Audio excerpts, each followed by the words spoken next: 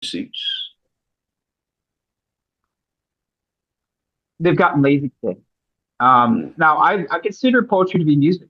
Okay. yeah, Um, if I walk into the bookstore and see some of the recently published poets, you can call me a snob if you want, but my first thought is you could have done better. I'll read like, okay, this is okay, mm, but could you have done better? Okay. And I constantly see that in a lot of the newer poets. At least, we should say the published ones, the more, the ones that are more well known. I'm yeah, like, now, I mean, did you ever pick up a book and like, who is this and how did they get published? How did this? I don't understand it. Yeah, yeah. and that seems to happen more and more times. I would say don't be lazy.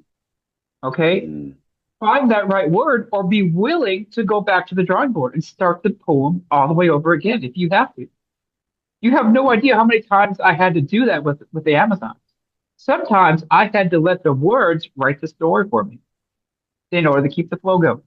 It wasn't me, it was the words at times.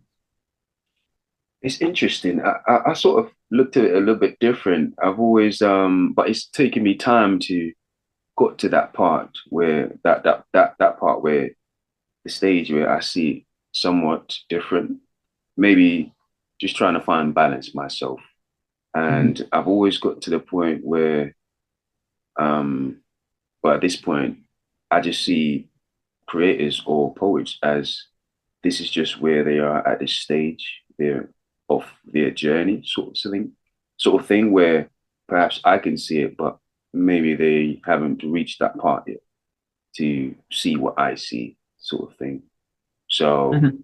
I suppose it left me thinking to myself a lot of times when I like as you're saying, you have expectations when you meet or you purchase certain books from people that are established names and they have a certain banner like mainstream banners from presses and publications and even just hear them speak on their talk etc and they have certain questions and you're thinking to yourself that they should have already figured that out sort of thing. Do you get what I mean? Yes. And Yes.